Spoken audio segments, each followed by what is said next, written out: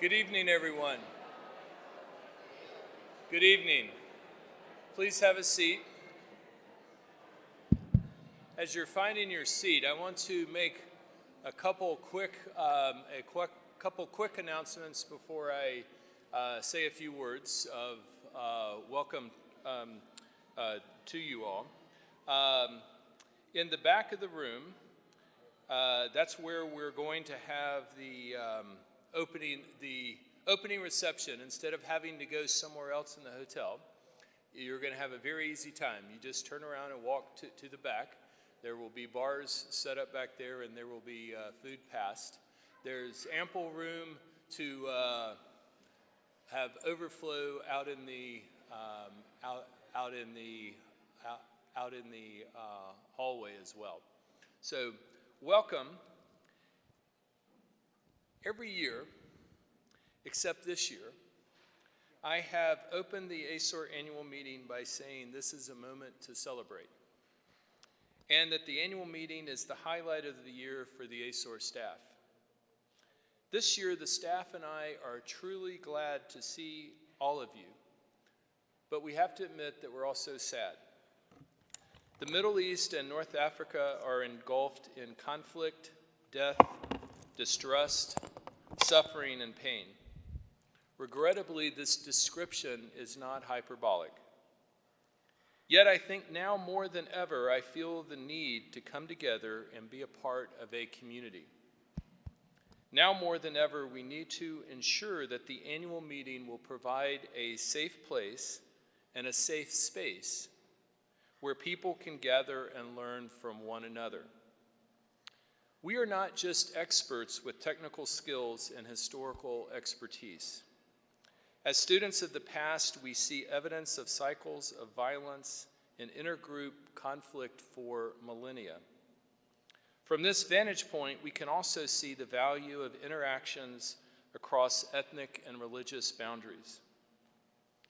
We also see and know how our academic and friendship connections across contemporary political, ethnic, country, and religious boundaries have enabled us to move past tolerance and foster understanding and social cohesion. These are lofty goals, but the need has never been greater.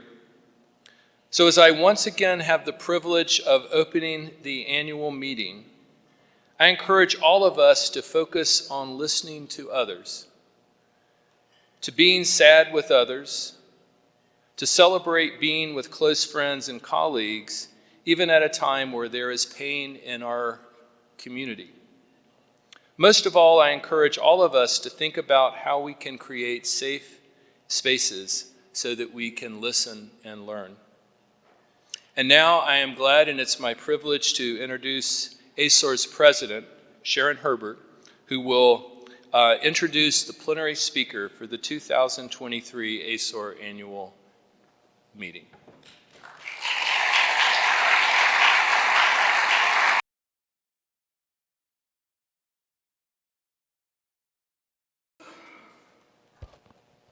Thank you, Andy, and welcome to all. I will spend a moment or two echoing Andy's words. Usually the opening remarks are celebratory, but we are living in somber times. We gather here in Chicago, many fewer than we would have been before the war. The horrific events of October 7th and subsequent and ongoing war between Hamas and Israel leave us grieving for our friends in Israel and Gaza and the West Bank. I would like to talk about healing, but we are not there yet. We can talk and listen and try to begin to rebuild damaged bridges and repair frayed or broken lines of communication. As we share our work in the next few days, in sessions and workshops and over meals, we can talk to each other, we can listen to each other. It is always good, there's one thing I can celebrate, to connect with old friends and make new ones. In preparing for this meeting, the program committee, the session chairs, the staff, Arlene Press, our meeting manager, and all the leadership of ASOR has done everything we can think to do to promote a safe meeting at which civil discourse can take place. That may seem a low bar, but with a hot war in place and innocents dying daily, that will be a big accomplishment, I believe. I hope we will go forward from Chicago with renewed faith that there is value in the study of the past. As Eric Myers, one of our great past presidents, tells us in his memoir, An Accidental Archaeologist, looking backwards to the past is a healthy way of looking to the future and an essential tool for understanding the present. Our present is complex and dark. We are reeling from and heartbroken by the loss of lives in the regions where we work, not only by war, but also earthquakes, floods, and famine. These seem to be biblical times. It's hard to concentrate on business as usual at such a time, but a big part of our business is, as Andy has outlined so eloquently, is fostering collaborations and friendships across borders and between peoples. We will look to the future and carry on the good work, I hope. Now, I turn to our speaker, a bright light in this dark time. It's our pleasure to welcome and my honor to introduce our speaker tonight, Professor Rubina Raja. She is a world traveler and well-published international scholar, and we are very fortunate to have her with us tonight in Chicago. She was in Berkeley less than 2 weeks ago delivering the Pritchard Lectures, and then returned to Copenhagen, and then Munich, and after I think another few stops in between, turned up here in Chicago, her first visit to this great city just 2 days ago. Rubina Raja is from Copenhagen, Denmark. She studied classical archaeology, cultural journalism, and Italian at the University of Copenhagen and the Università di Roma La Sapienza, and then undertook postgraduate studies in classical archaeology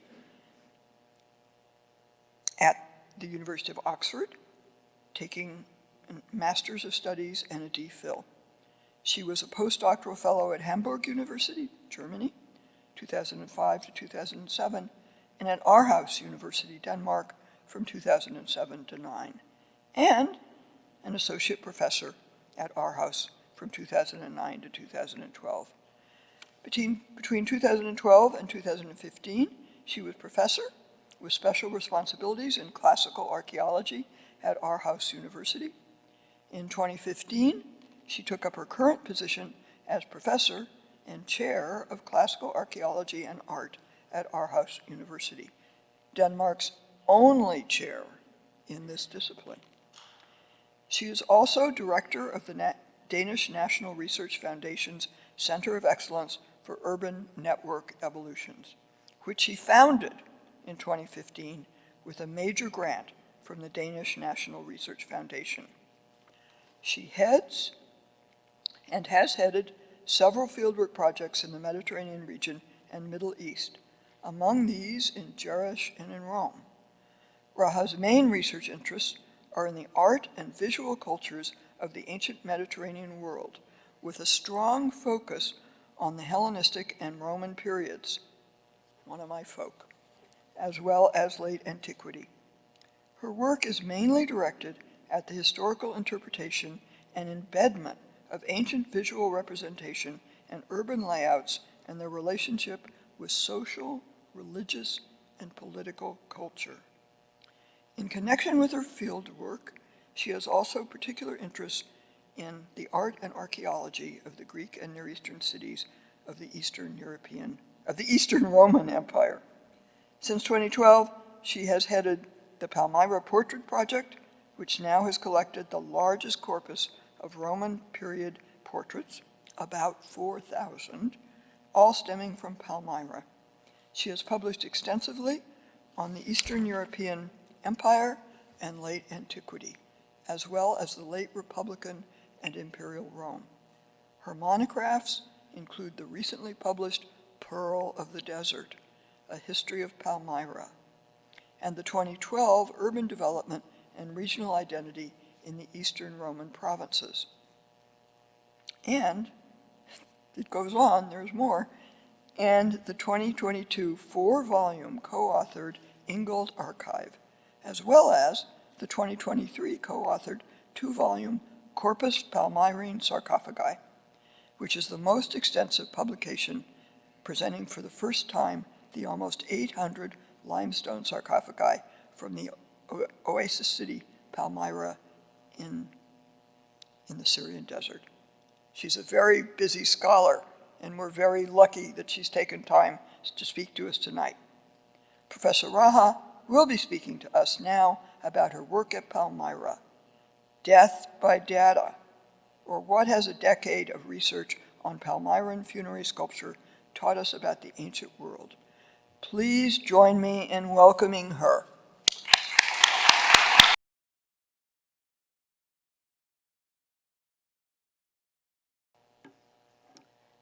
Thank you very much for that lovely introduction. I hope I can live up to the expectations. And it's me who's honored to have been invited by the ASO to give this evening's plenary keynote lecture. Palmyra, ancient Tadmor, the famous oasis city in the Syrian desert, flourished in the first 3 centuries CE. The city's archaeology and history have fascinated scholars and lay people alike since the 17th century, when the first Western explorers visited the site. Since the war in Syria broke out, the site has gained much further attention, not least due to the extensive damage and looting that has taken place. The archaeological evidence from the city is vast and complex, and particularly the city's abundant funerary art has held a central place in scholarship since the late 19th century. This lecture will explore Palmyra's archaeology and history through its art, architecture, and written culture, much of which has recently been collected in a new set of corpus works on the city's funerary, portraiture, monuments, and inscriptions, and adds to our knowledge of Palmyra's urban culture, as well as to a more profound understanding of urban cultures in the Near East in general. Palmyra is known for its impressive Roman period ruins and its surviving funerary art in particular. Tales about the site have been passed down from antiquity, many initially set down by authors who, like Pliny the Elder, had never actually visited the site. The city has continued to fascinate, providing a source of inspiration over centuries for operas, books, poems, tapestries, and paintings. Yet despite its almost mythical status, Palmyra is also a very real location, home to a past, tangible archaeological finds, and ongoing ideological importance. In the 19th century, collections began to build up in Europe and later in the US. What you see here to the left on the screen is Gavin Hamilton's very famous painting today in Edinburgh National Gallery. And one of the things that I came to think about, it shows the moment of rediscovery of Palmyra, basically the West rediscovering the East in a very orientalizing style. But one thing that we often forget is actually the monumentality of this painting itself that measures more than 3 meters by almost 4 meters, hanging today in a hall surrounded by paintings, portraits of people, Westerners of the same time. But what we see depicted here are Dawkins and Wood discovering Palmyra with their Ottoman entourage, so to say. I doubt that they were wearing togas, but it does say much about how depictions were done at that point in time. Well, in and around Chicago, there are also a few collections with a few funerary portraits in them also. And, well, I've just listed them here. And here you see the 6 specimens in total. So if any of you have time to go to St. Louis, Bloomington, Notre Dame University Museum, the Kelsey Museum, or Detroit Institute of Fine Arts, that's where you will find the closest Palmyrene portraits in the region here. Known in antiquity and still today in modern Arabic as Tadmor, Palmyra, at its largest extent covering 120 hectares, is located in an oasis in the Syrian desert, between the river Euphrates and the Mediterranean Sea.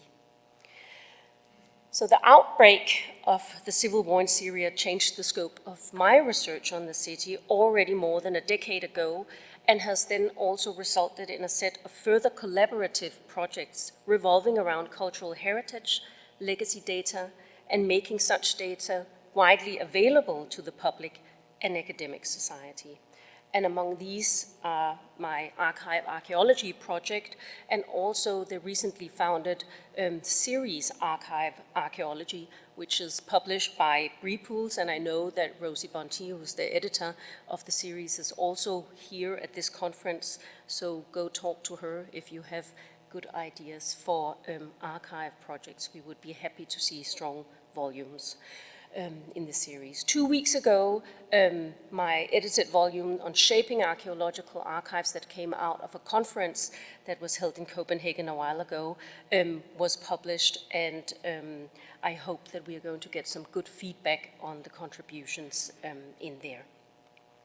And next week in Copenhagen, we are hosting the next conference, and a few of you in the room tonight will be there giving papers. I'm looking very much forward to seeing you in Copenhagen then. And of course, that will also be followed up by publication in due course. So the project moved beyond the art historical and classical archaeological aims of the core project that focused exclusively on the funerary portraits from the city, almost 5,000 surviving grave portraits that reshape our understanding of local culture in the Roman East. And tonight I hope to tie together various strands of data and results from the projects into a larger narrative about the value of classical archaeology, cultural heritage, and the importance of deep knowledge about the past to our modern society. Palmyra sits in a region created by a range of hills that branches out from the Anti-Libanon mountain range to the northeast, and this route leads to the Syrian city of Homs and continues to the Mediterranean coast. East of Palmyra lies the steppe desert, which only ends at the Euphrates River. There's also a natural route that leads in the direction of Damascus and passes the mouth of the Efka Spring, while to the north of the oasis is a higher desert plateau cut through by 2 valleys or wadis. Before the civil war in Syria, Palmyra was the most visited archaeological site in Syria. The city was named a UNESCO World Heritage Site in 1980, and it attracted thousands of visitors every year. Many of you have probably also visited it. Despite the massive destructions that have taken place in Palmyra since the outbreak of the war, the ancient site still exists. But in 2013, as the Syrian conflict escalated, it was placed on the UNESCO list of World Heritage Sites in danger. The risk still facing Palmyra provides a very urgent reminder that cultural heritage is too often used as a target also in times of conflict, and that our common history can all too readily be destroyed. Pliny the Elder's well-known quote about Palmyra from his Natural History plunges the reader in medias res with regards to the geography and history of the city. At the time that Pliny was writing, Palmyra was in its Roman imperial heyday. This growth, however, came to a very abrupt halt when the city was sacked with devastating results by the Roman Emperor Aurelian and his troops in 272 CE and again in 273. Despite his brevity, Pliny's text offers a crucial insight into what was deemed important about Palmyra in the ancient world. Tellingly, his description focuses not only on the site of Palmyra, but also on its wider hinterland. Palmyra demanded a managed hinterland in order to survive and sustain itself, and a good deal of research has been done on the Palmyrene, as its hinterland is called.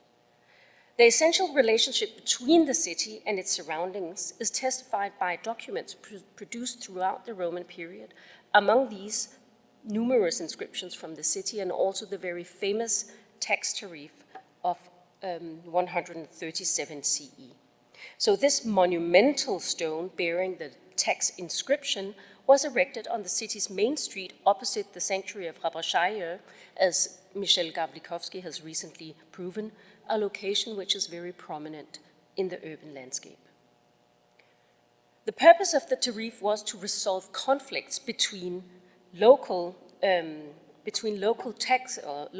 traders and the tax collectors, and it features both the city's old regulations on Palmyrene trade and the new regulations that replaced them. These were inscribed in the local Palmyrene Aramaic dialect as well as in Greek, demonstrating clearly that these laws were intended not only for the local Palmyrene society, but also for visitors and trade contacts. Within the Palmyra projects, we've also collected all the known inscriptions from the city, which in the public sphere amounts to more than 1,100 inscriptions in Palmyrene Aramaic, but a good deal, several hundred of bilingual inscriptions, also Greek and Palmyrene Aramaic. I would say that the best newer study of the Palmyrene text tariff is done by John Healy, an expert in Palmyrene Aramaic, translated, in fact, from a Russian publication, but newly commented by John Healy himself. However, the information carved on the text tariff is concerned exclusively with the trade that came through the city itself, and therefore does not offer detail about any trade extending into the immediate hinterland of the city. Pliny mentions the fields surrounding Palmyra, reminding us that despite its desert location, the city was in fact encircled by arable land. This could have been achieved only through what must have been an intensive management of water resources, perennial or seasonal, throughout the year. And this was already partly recorded in the 18th century by Dawkins and Woods, who you saw on the big painting before. Palmyrenes had a reputation for being good tradesmen and good soldiers, particularly archers, but they must also have been excellent water engineers. The source of the famous Efka spring was in the city itself, while there were several other springs in the surrounding area. And these provided water for general usage, both in the city and its hinterland. But drinking water was apparently derived from other sources, and the Palmyrenes, at least in the Roman period, relied on water being brought into the city by aqueduct or channel systems. Estimates of the extent of the city's territory in the Roman period indicate that it covered an area extending some 75 kilometers, 47 miles, to the northeast of the city up to Khirbet al-Belaz, 65 kilometers or 40 miles to the west-southwest up towards the borders of the territories of Sura and Resafa in the northeast, and towards the river Euphrates to the southeast. As such, and with the exception of potential outposts along the Euphrates, the territory of Palmyra was fully situated in the northern part of the region that is now termed Badia al-Sham, or the Syrian desert. Within the project, we've also done an entirely new chronological phase plan of the city, which we will also be publishing in one of the next publications. Here you just see one version of it, and a very static version of it, with the necropolis, which I will also be talking about, dotted around the territory of around 120 hectares. But what about Palmyra's social structure? What about the people who actually produced this rich funerary culture? Well, there have been population estimates going from 10,000 to 200,000, and I'll get to that. But the society of Palmyra was organized in tribes and extended families, which in the Roman period somehow were mixed into 4 large tribes. We don't know too much about how that exactly would have worked, but there were 4 main tribes that had 4 main sanctuaries in the city at that point in time. The families were dominated by family fathers or heads of family, and the genealogical history was very important and reflected in up to 5 generations in the funerary inscriptions. It was a highly bilingual society. There was a high awareness of where which languages were used and the contexts within which these were used. But Palmyrene Aramaic was the absolute dominating language, both in the public, religious, and funerary sphere, and more than 3,000 inscriptions survive from the city. There was a strong local religious life in the city also, with extensive amounts of priesthoods circulating or being extended within the various families. And there's absolutely no evidence for female priests in the city. But what about the population size itself? Well, Palmyra was approximately 120 hectares at its largest in the Roman period. But we don't actually know very much about the archaeology of the city, because mostly, as happens when we go excavate, people tend to focus on the large public monuments, like sanctuaries, like the agora, like temples, theaters, bath complexes, all the things that we have 1,000 of from the ancient world. So not a large focus has been put on the housing of the city. There has been some excavations among these by Italian colleagues right before the war of late antique houses. We have the Syrian-Austrian team that published in from the so-called Hellenistic quarter, but houses that turned out to be from the Roman period. So what we have done in our latest population study is to sort of formally model the city and its hinterland capacity and household sizes, which of course will be somehow speculative, but holding that up against other estimates that, as said, go from 10,000 to 200,000, and that's simply just not good enough, trying to tighten down some numbers by, of course, working with formal modeling, but also working with a greater detail of the dating of the monuments in the city. So I'm giving you just a small insight into the background work done for that study that is published, and this is part of the new city plan that we have been working on.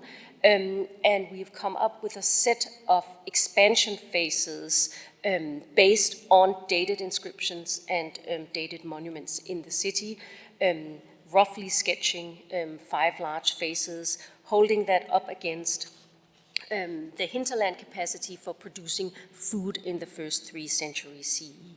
All this is already published, so you can go and check the details, and I would be happy to discuss also critical remarks on what we have done on that. But our estimate gave anything between around 19,000 to 30,000 people living in Palmyra in its very peak of flourishing. So that study also gave some new insights into the socio-economic and urban mechanisms, and I'll come to that later in my talk. But Palmyra, of course, didn't stop with the sack by the Romans in the late 3rd century. It had a rich life under late antiquity as well. It contracted somewhat, but there was still a flourishing society, also due to the legion that was stationed there under the reign of Diocletian. There's been done a set of newer studies on late antique Palmyra, both by Polish colleagues and Italian colleagues also, but there is an obscure moment in the 5th and 6th centuries where Palmyra partly underwent a big restoration under Justinian, about which we don't know too much.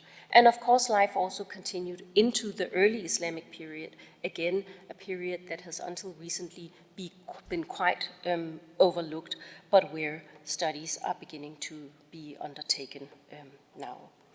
And the two most comprehensive studies of respectively late antique Palmyra and early Islamic Palmyra and the region around would be the one by Emanuele Intagliata and Denis Conecon. However, although Palmyra for a time formed a keynote in a global network, Palmyrene society overall remained a very tightly knitted local society with very strong local traditions traceable in its societal structure, religion, language, and also artistic traditions.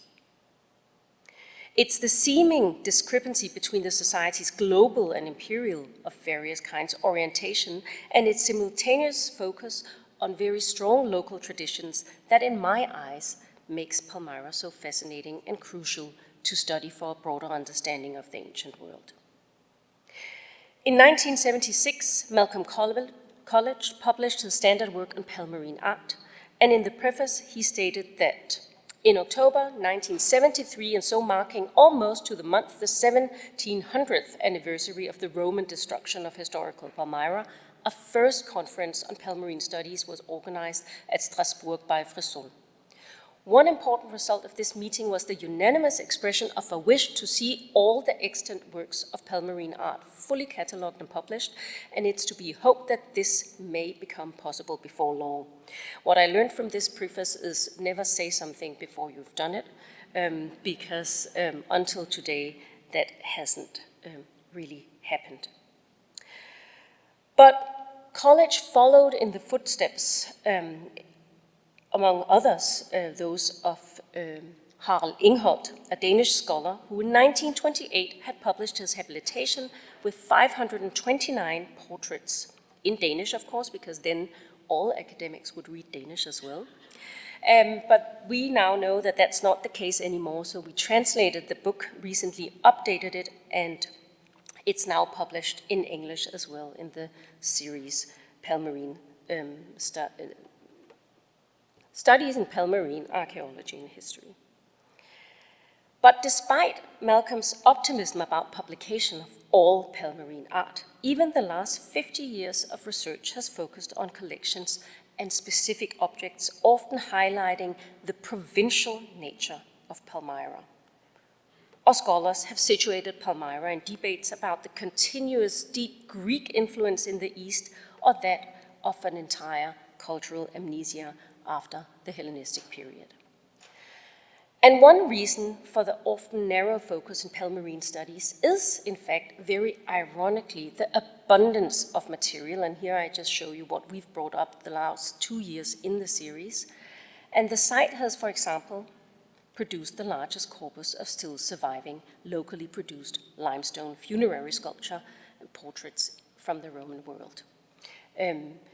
And as Sharon was kind to mention, last year my tight, small little monograph on Palmyra came out with the condensed results from the project, and very early next year, the handbook, the OUP handbook on Palmyra, which I'm grateful that Stefan Ranker from OUP, who's also here at this conference, has been very patient with me while I have been collecting the 38 chapters that have been written by a range of experts. But that will be where you can go and find the newest information on 38 different aspects of the city. But everything begins somewhere, and my way into the research on Palmyra came through me returning to Denmark after spending many years abroad and rediscovering the Palmyra collection in the New Carlsberg Glyptotek. It's a collection with a fascinating history built by the brewer Carl Jacobsen, or collected by the brewer Carl Jacobsen through his agent, the Danish consul Leutwed in Beirut in the late 19th century. Carl Jacobsen has collected one of the today also most famous collections of Greek and Roman period portraits, which are on display at the New Carlsberg Glyptotek in Copenhagen, and he began to collect the Palmyrene portraits, and we know this from letters that he wrote Leutwed, as comparative material to the Greek and Roman portrait tradition. So fairly visionary for for his time.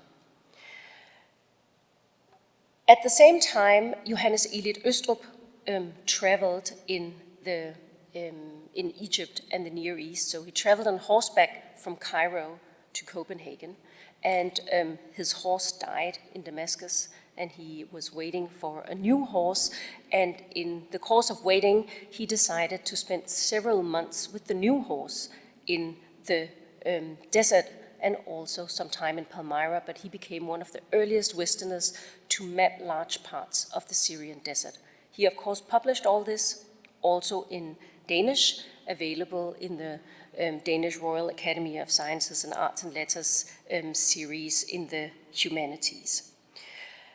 Some years ago, his great-great-granddaughter contacted me. She was a retired diplomat, Australian, and told me that she, in her spare time after she retired, had translated his entire travel account. And I thought that that was a wonderful opportunity to bring that out in the Archive Archaeology series as the first book with this very vivid travel account of Østrup and his horse going from Cairo to Copenhagen. So that's now also available in a commented version, and that's a very fascinating read. The earliest catalogue of the Palmyra collection was done by the Rabbi David Simonsen and published in Danish and French in 1889, mostly with a focus on the inscriptions. So the New Carlsberg Glyptotek has the world's largest collection of the funerary portraits from Palmyra outside of Syria itself because of Carl Jacobsen. So there are 142 portraits and a range of other material, like a large collection of the so-called banqueting tesserae, some stucco, some glass objects, so on and so forth.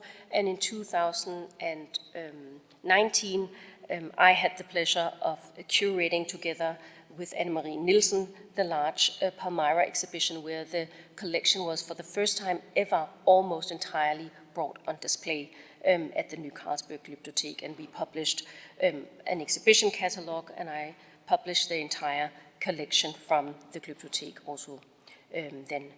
If you go to the Glyptotek now, there's one room with some of the portraits out there, but most of them are in storage. But one of the key people to continuing the research on the portraits was Harald Ingholt, as I said before. And you can see here, he had a fascinating career. It's only some of the highlights I have put up here, where he actually met his American wife, who was on a trip around the world with her mother, and they met on a boat between Japan and China. His daughter, who's now more than 90 years old, lives outside of New Haven, and I spent some time with her over the years, interviewing her about her life in the Middle East in the early 20th century, together with her father, and was lucky to get some of the archival material that she had kept from her father's heritage as well. I don't know whether you can read what it says, but otherwise I will. I can't see the little screen down there, so I will have to turn. But this is a letter written by a librarian from Yale University Library on the occasion of Ingholt's retirement. When we in the library learned or heard that you were retiring, we were of two minds. On the one hand, we thought we might be able to reduce our staff at the circulation desk. And on the other hand, we worried for fear that you might step up your activities in the library now that you were relieved of your teaching responsibilities.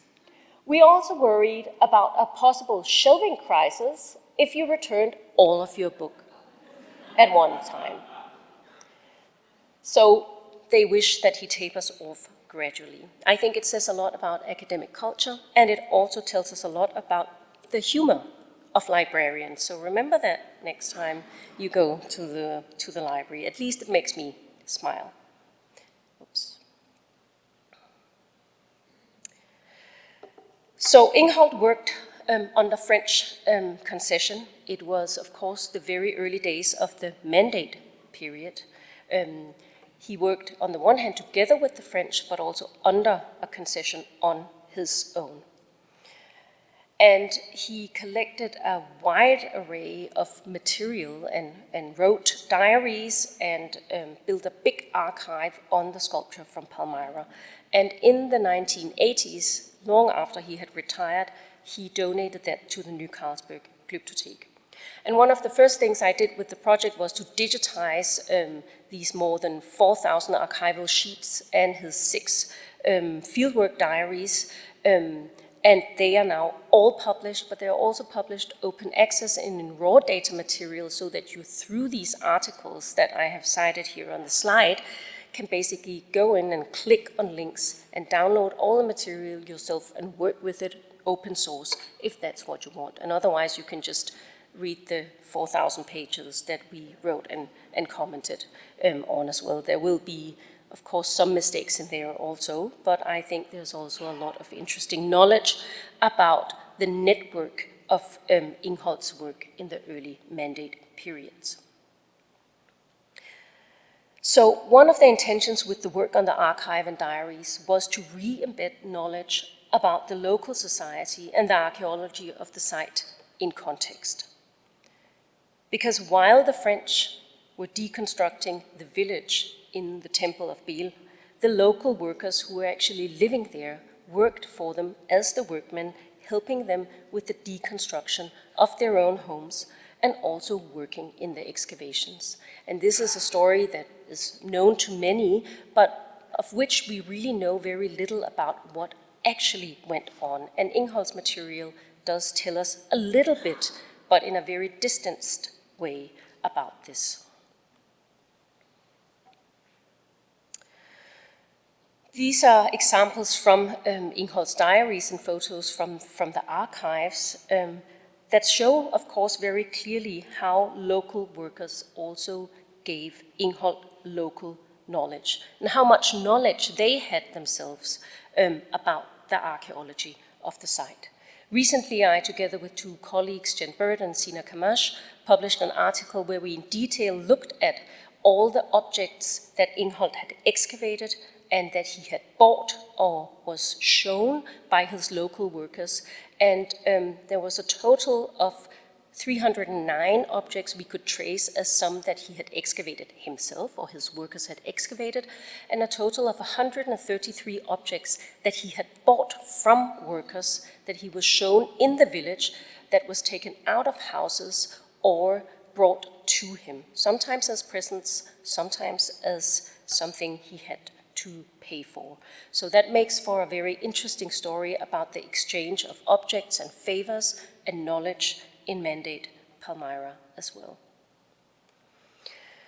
The banqueting tesserae is one of these groups of materials that I have been working with in the past years also, and where these stories about their mobility, so to say, well, here it looks big, but they are really very small objects, entrance tickets to religious banquets in Palmyra made by priests or priestly groups, usually with inscriptions giving us the names of the priests who would sponsor these banquets, but also fascinating objects for travelers, tourists, and archaeologists working in Palmyra in the early 20th century, because they were very easy to carry with you. They were made of, usually of terracotta. In 1955, Ingholt, together with Seirik and Starkey, published the then corpus of the tesserae, all the known tesserae then. And in the preface, which people usually do not read, it in fact says that the main part of these tesserae were given or found by workers in the process of deconstructing the village. Again, an entirely overlooked story. So while the village was being cleared so that the temple could be reconstructed to its Roman period glory, the banqueting hall next to the temple was found, and that was actually in the banqueting hall, in the drains of the banqueting hall, that very many of these banqueting tesserae were found.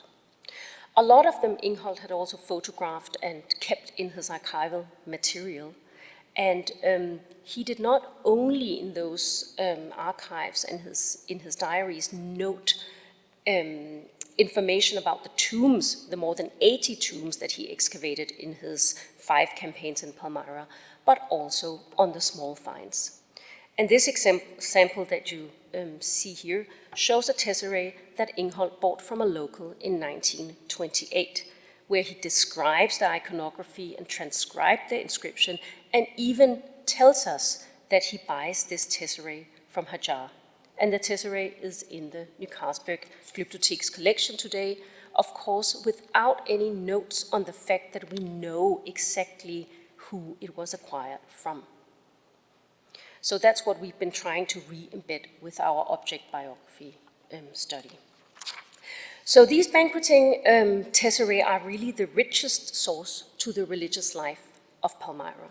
It's an almost untapped resource, but a new corpus is also being done within the project that I run on circular economy.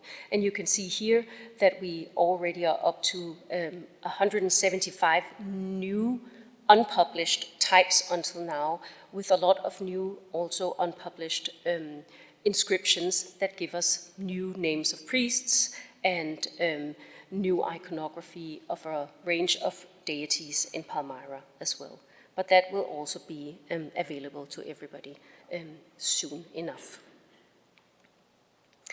So these tesserae give us a wider range of insight into not so much what went on at these banquets, but that we don't need much imagination to know that dining was one of the central ways of social interaction in the ancient world.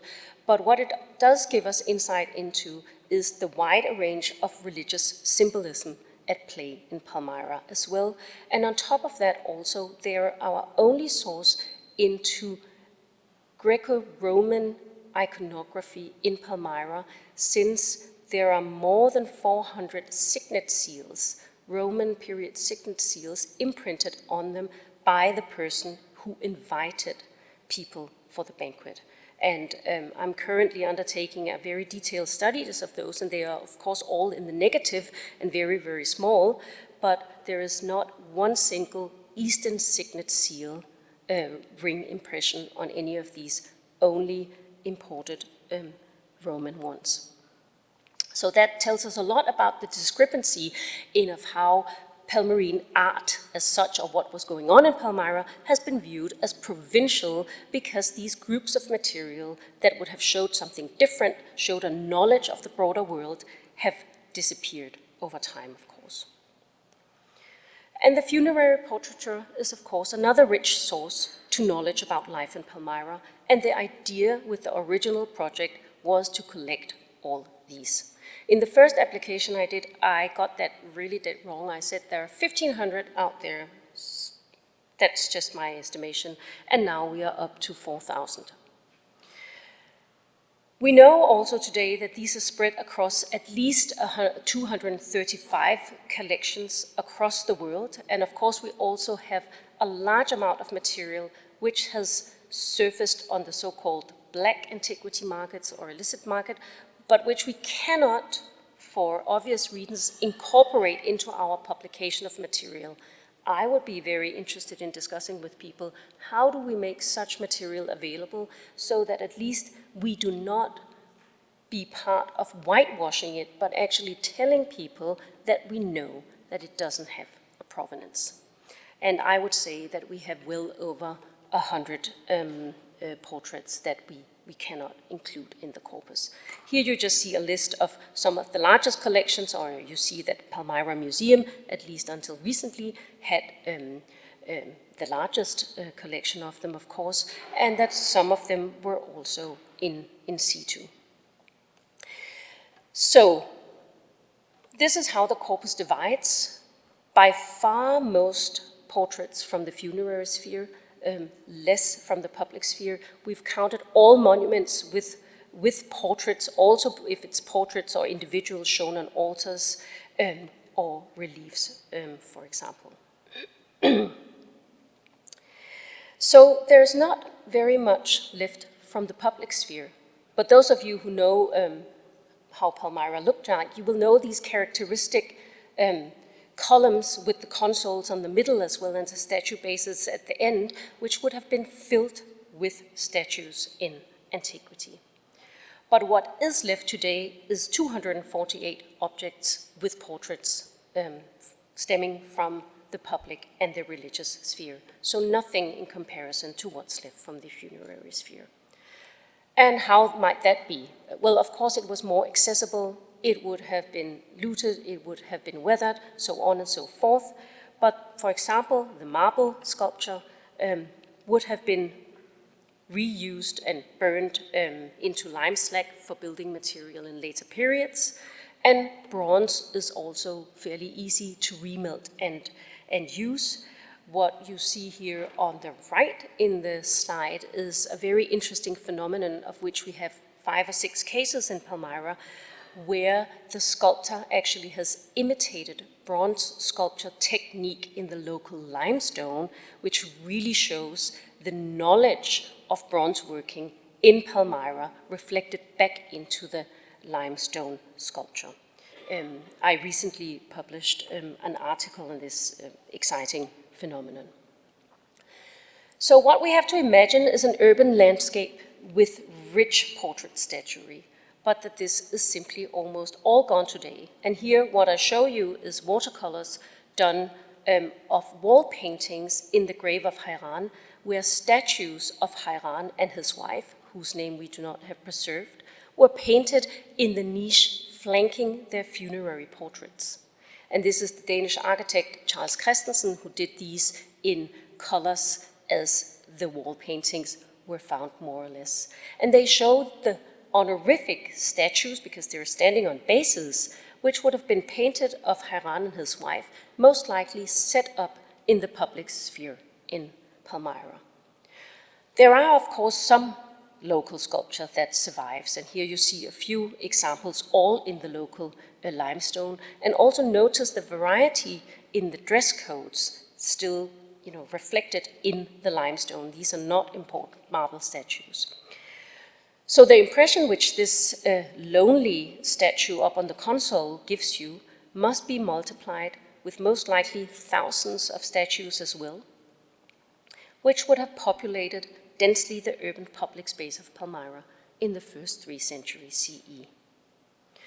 But how do you get a grip of so much material? So I had a database developed for that purpose already in 2012, and I hate to say databases, they get outdated, and the problem is that you can only get out what you put in, and you will always figure out when you had it all done that you're missing a field for something. So we have big commentary fields also.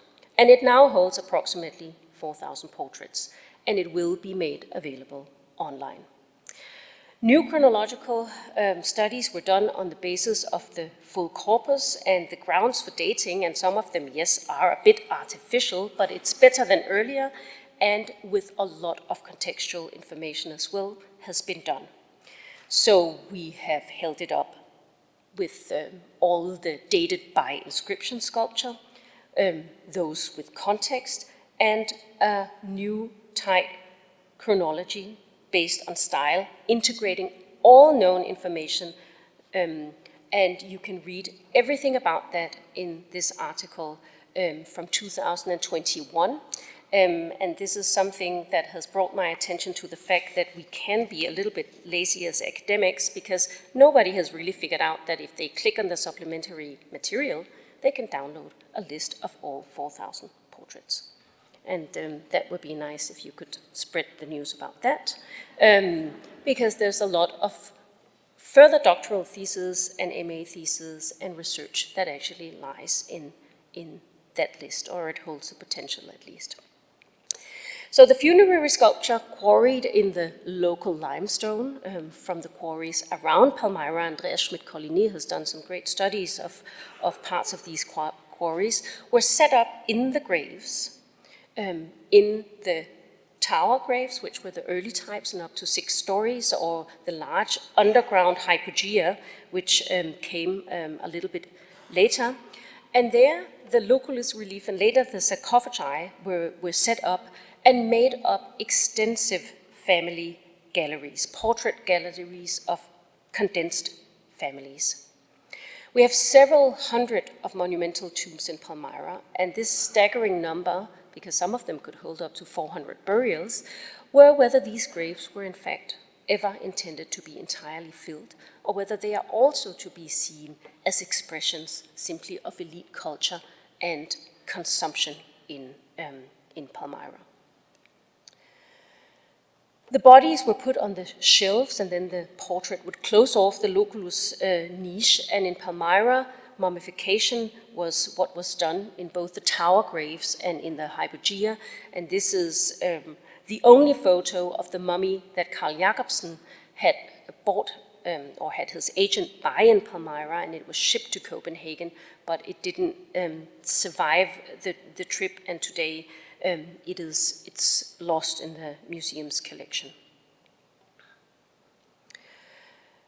Here is the total number of tombs that we have counted, almost 500 divided on the different types of tombs, and there you also see that only a very small part of them actually have graves with in situ contexts in them. But I'll come to that and also come to why that is really important for this new stylistic study.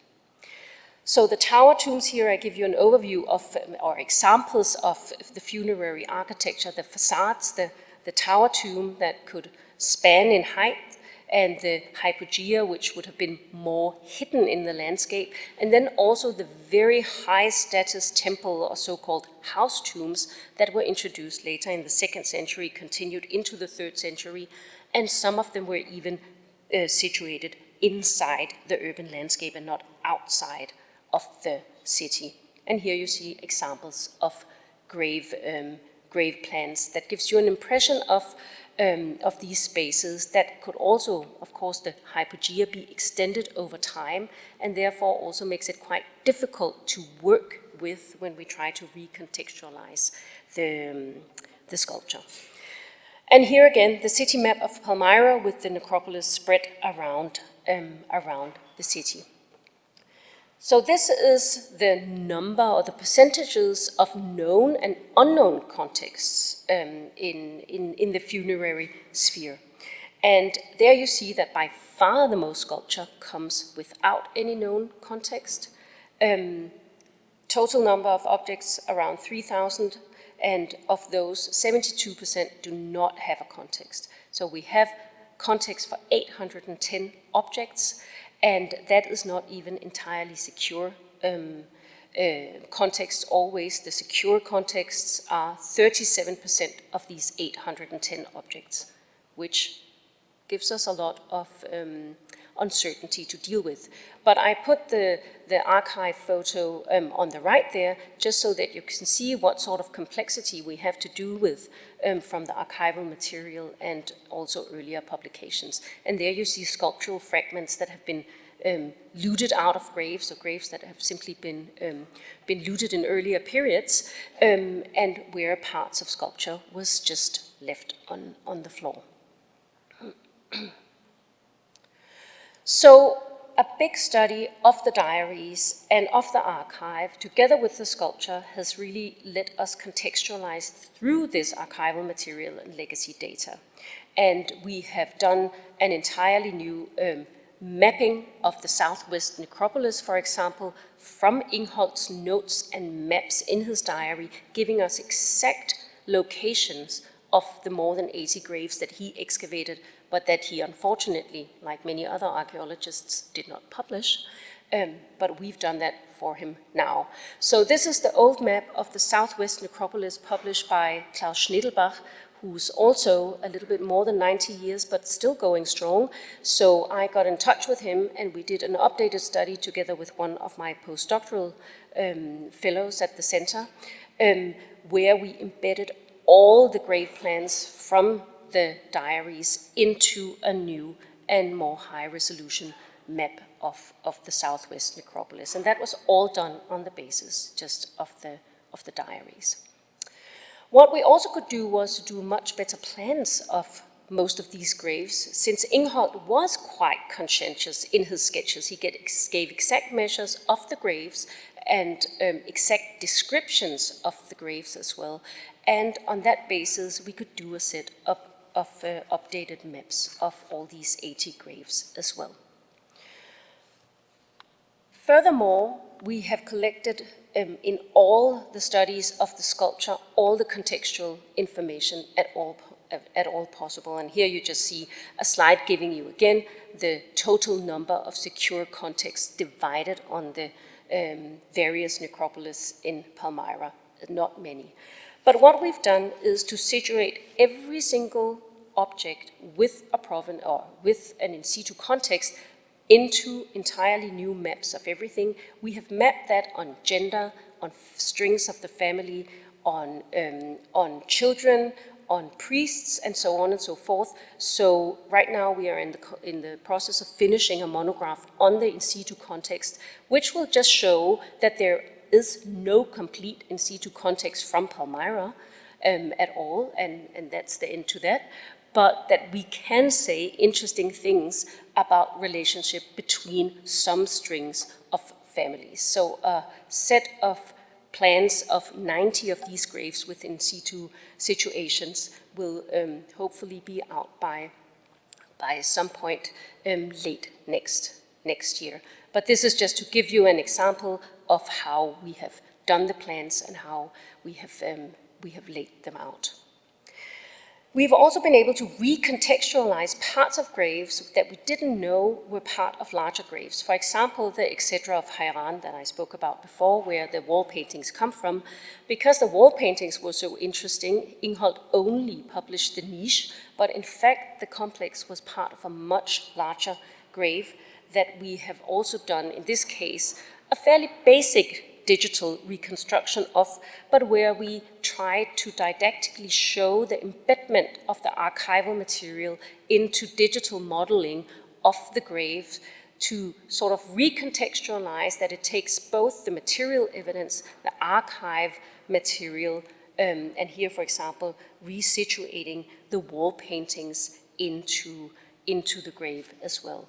That's not something we're going to do for all 90 because it doesn't make sense, but I do think that in a didactic situation for teaching and so on and so forth, it does make sense to do that. Later than the loculus relief, then the sarcophagi were introduced, actually in the middle of the 1st century already.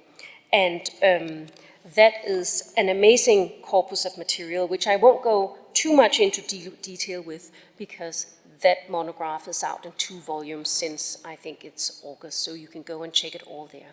But Palmyra produced around 800 limestone sarcophagi. It would have been more, but there are parts of 800 left. So it's the largest corpus of sarcophagi from outside of Rome, but quite different than what we see in other parts of the Roman Empire, because there was a very strict focus on the banqueting scene and on the family genealogy. So there could be up to 10 people depicted on the lids, and as you see here in this example, further people from the extended family depicted in busts on the very lavish boxes as well. Yes, well, here you see a technical sort of description of the different layers of an example of a sarcophagi, and of course a chronological development going from being quite basic to being extremely lavish, as the one that you see down there in the right corner, where we have 2 family fathers reclining at a banquet with their arms resting on these very rich Parthian-inspired textiles. Usually these sarcophagi were situated even in front of earlier graves, and that's an interesting feature in the Palmyrene graves, that you would not necessarily keep access to your ancestors, but you would sort of layer things in front of the loculus reliefs. And we also know through the session text that Palmyrenes would sell off parts of their graves to other families and allow them to take out earlier burials and put in new ones. So that also goes to show, when people ask me, so exactly how many people were buried in the graves, we can't actually tell, because we know that the graves were dynamic spaces where burials could be taken out and new ones put in. Again, all these session texts will be republished together with Jean-Baptiste Yon in the in situ monograph as well. So Detailed re-embedding, and a last example on the in situ context is the etc. of Makai, a grave in the southwest necropolis that also only was published partly, but which we have now also re-embedded the sarcophagi, which are very famous examples of polychrome sarcophagi from Palmyra into their exact location in the grave. And that brings me to the polychromy of the Palmyrene sculpture. We don't know too much about that, but what we do know is, from now a study of all 4,000, is that they cannot have been anything else than only partially polychrome. That makes entirely good sense, of course. They were in dark spaces with artificial lighting and just highlighting jewelry, eyes, parts of hats, and the inscriptions would probably have given a very dramatic effect when you would enter the grave to visit your ancestors. Again, we don't know much about when graves would be entered or how they would be entered or what sort of rituals would have been going on, because there's no information on that for us in the written sources. But we do, of course, know, as I said, that they were dynamic spaces. Of course, what we also see on the pieces that come out on the black market, so to say, is that the polychromy stands out very stark. And these are freshly excavated pieces in 2015 that were on the market in Gaziantep on the border to Syria. But as said, all out there. I don't know whether Rosie brought the books because they're quite heavy, but if you're lucky, you might be able to see them at Brepols' stand in the exhibition. What we, of course, also get to know quite a bit about is excavation life in Palmyra in the 1920s. We learn about names of workers, working times, we learn about small finds, we get information about tomb descriptions, and so on and so forth. But back to the database. Again, here is a division of portraits per various categories that we have them within loculus reliefs, just heads, because it was easy to chop off the heads of the pieces of sculpture and export them. Until recently, there had never been a Palmyrene sarcophagi on sale, and if you see the one that's out there now, you have to be pretty sure that it doesn't have a clean provenance, even though the art dealer is trying to convince people about that, because these pieces weigh tons and tons and are not easy to transport from the site to other places. We have the very nice small grave stele, also a fair amount of wall paintings, funerary statues, and of course portraits in funerary architecture.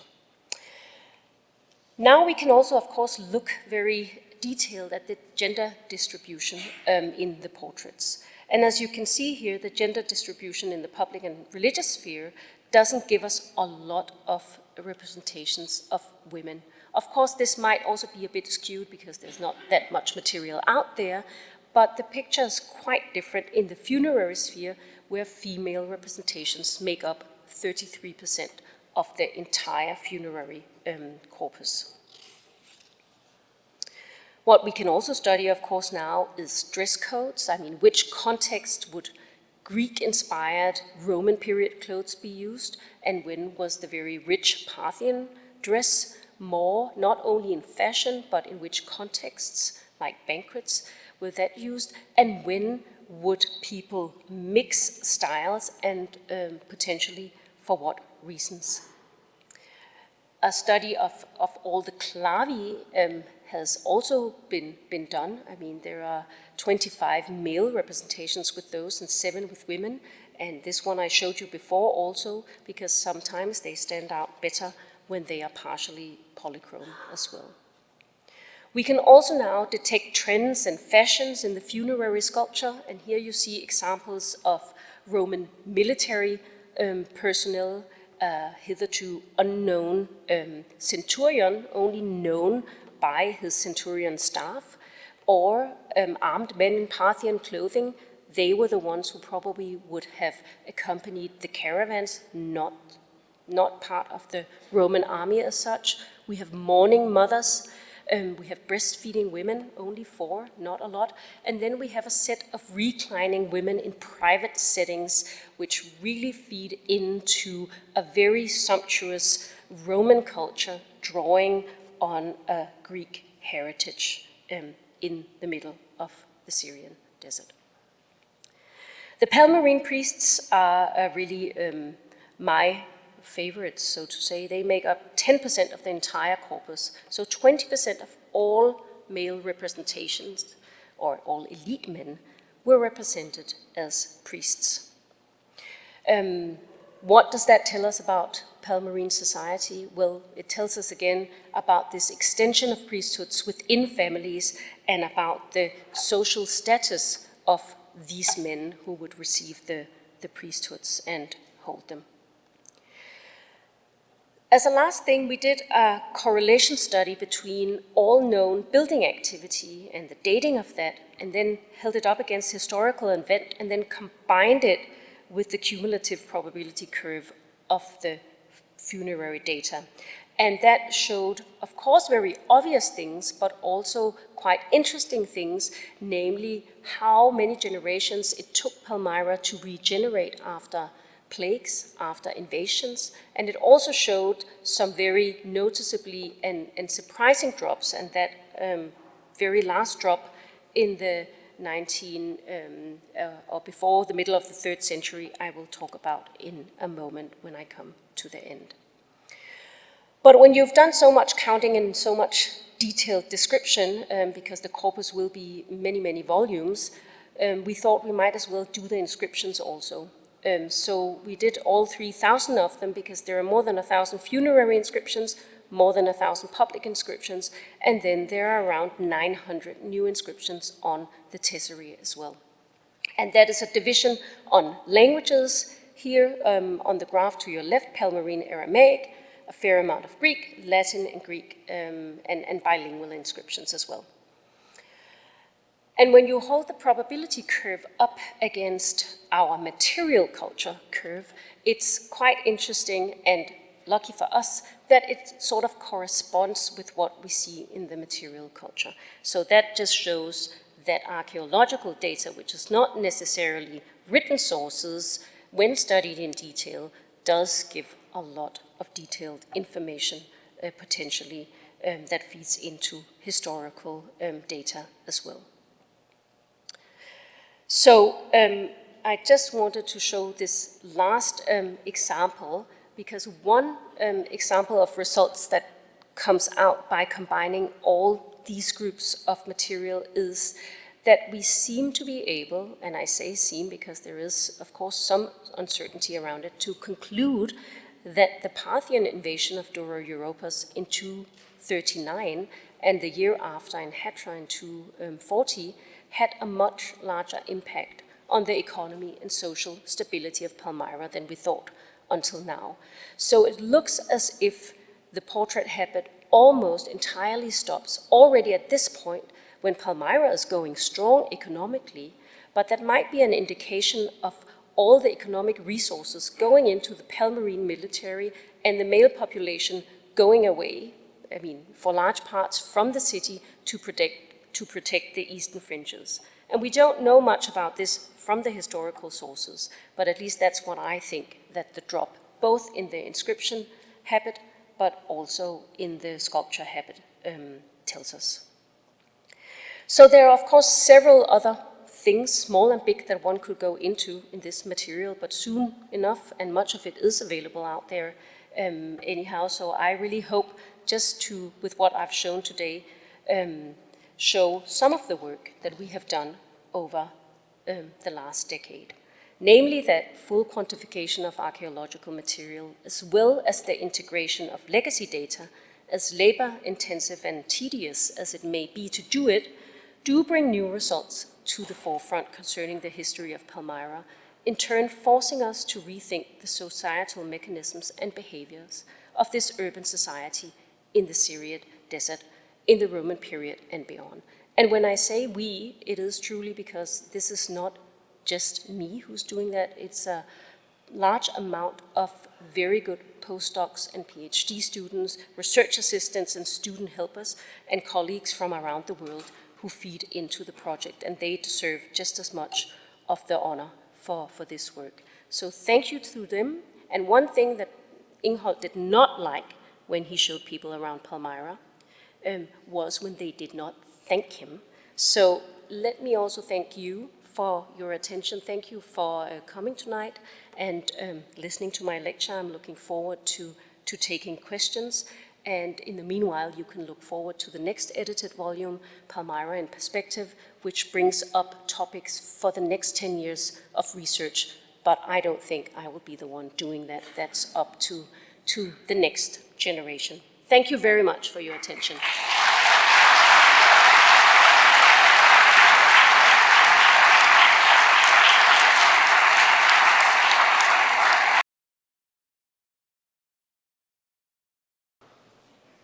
Wow, what a lot of data. What a lot of research. I'll start the question session off with a real combination softballer or who could ever answer that.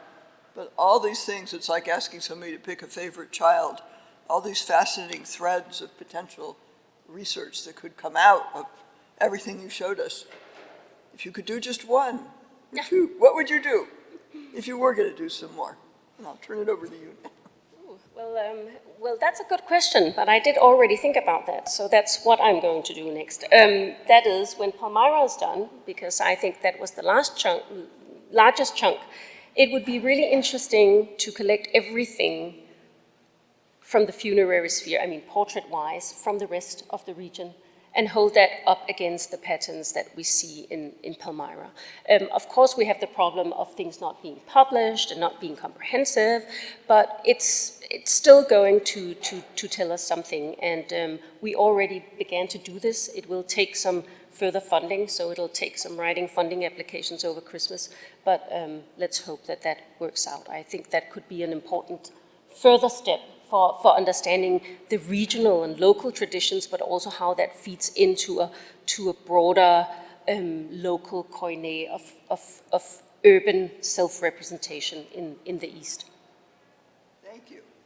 I'm sure there are many, many more questions, and I'm going to let Rubina field them as people come up to the mics, but I'll be here backing you up. Or maybe it was just death by data.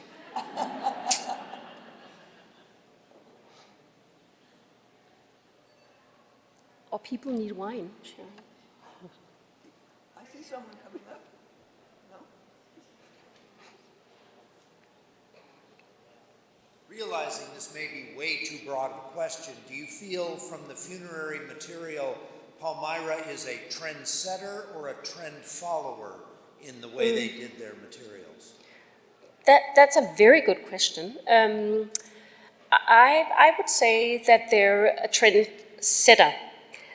You can criticize me for saying that because one can just say, well, it has so much material, so how can we tell that they didn't just follow? But I mean, one thing that I could have gone into much more detail with was, of course, the various moments in time when they do adapt trends from outside, but still keep the baseline trends that they keep over 300 years. So basically mapping that out could also have been a whole lecture in itself.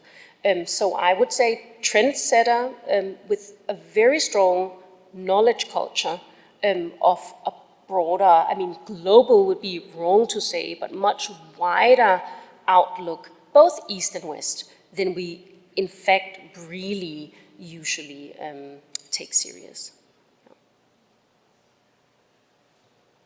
I was wondering if there was any kind of database about the textile remains that have been found.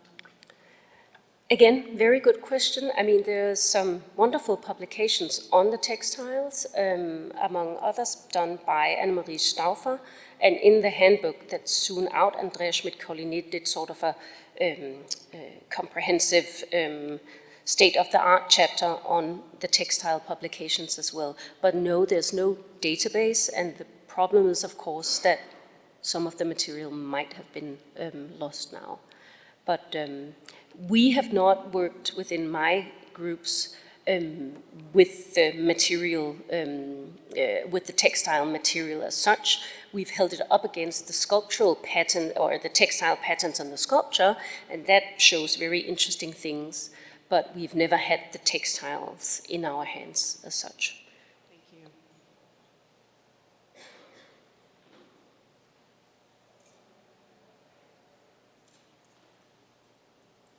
Do we have any evidence or knowledge about what was happening to the individuals that were taken out of their tombs? Do we have any like secondary burial evidence? Wonderful question. No. I mean, it really puzzles me. I mean, these session inscriptions would be engraved on the entrance to the tombs, and it would literally say, this and this family can take out 24 of my ancestors and put in 36 of their own, and it wouldn't say anything about what happened to them. And that is, of course, also a matter of the state of the evidence. So we don't know whether it was because they built a fancier tomb somewhere and put them there, or whether they would have cremated them. It doesn't look as if cremation was really used in Palmyra. It was this sort of very basic mummification, so an inhumation, but we do not have evidence for secondary burials. Again, that might simply just be because they have not been looked for. Again, a lot of focus on the monumental architecture, but not so much on the nitty-gritty archaeology around it. Thank you. One thing that you didn't mention so much, but I have a feeling that you have considered this in your very comprehensive studies, is socioeconomic class. And I'm wondering if you could give us an idea of kind of what the range is that you see in the kind of expense of these funerary investments, and also if you have a guess about like what proportion of the population of the city would have had access to this kind of burial. Yes. Elite culture, upper middle class, what we want to call it, but not your ordinary person who would found a grave. I mean, we can see in the inscriptions, and so the foundation inscriptions of the graves, that these are, the big, rich families.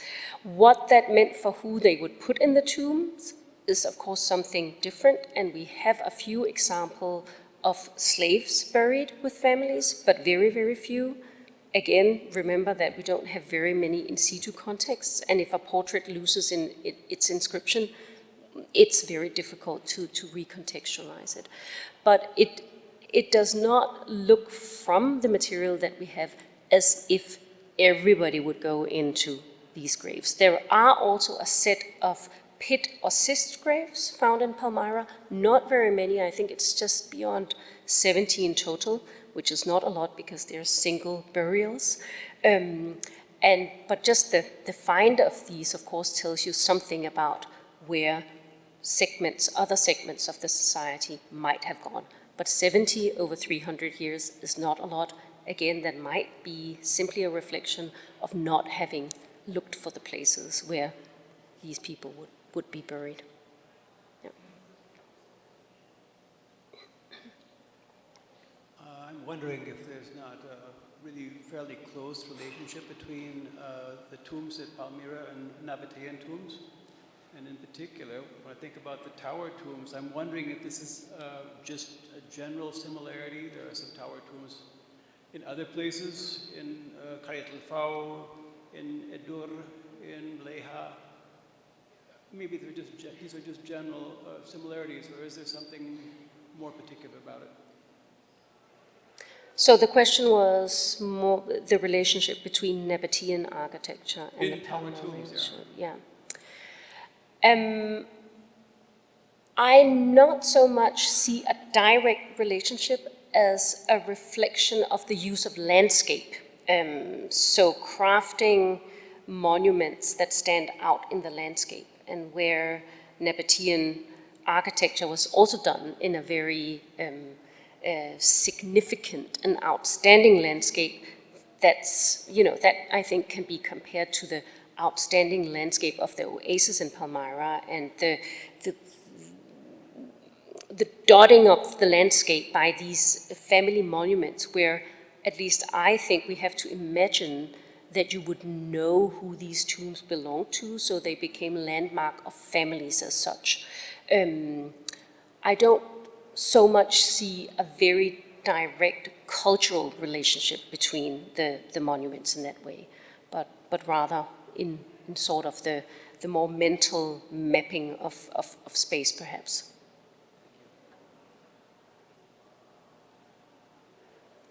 Thank you very much for that talk. Could you say a few words about what is known about the craftsmen and workshops and how commissions worked and if there were classes of craftsmen? Yes, I can, because luckily I gave that topic to one of my doctorate students who published a book on it. So that was out last year on the production economy. And it's something that interests us a lot. It doesn't, I mean, we can clearly see hands a certain moment in time. There's the very famous workshop of the Crazy Eye sculptor. I could have done a talk on workshops as well, but when it comes down to it, it doesn't seem as if there were many workshops. And when you think about it, and to be quite honest, I mean, now I've talked all this material up, but 4,000 portraits over 300 years, that's not very many. That, again, is a reflection of the state of preservation, but, you know, in that way, we should just be lucky that we can trace some sort of workshops, but that I'm not getting to the point. I don't think that we can say that much more than 3 or 4 workshops existed in Palmyra. And again, then we have to think about, what does workshop mean? I mean, does it mean an artist and his group, or was it even artists? Would they work in other spheres as well? Would they have been doing the decoration in the houses, for example, also? I mean, I think we have to think much more about cross-crafting than we usually do, and potentially not so much in exclusively producing sculpture, but the sculpture goes in very tight relationship with the architecture that is produced for. For example, we can see, if I had given that talk, that the higher up in the graves the portraits were situated, the more they slant. And we can say that now because we've done the in situ study of all the ones that we know exactly where come from in graves. So they were crafted for particular spaces, and that means that there must have been a very close working relationship between the tomb builders and the people who over generations produced the sculpture. Do any of the inscriptions give names of stone carvers or anything like that? No, they don't. Thank you.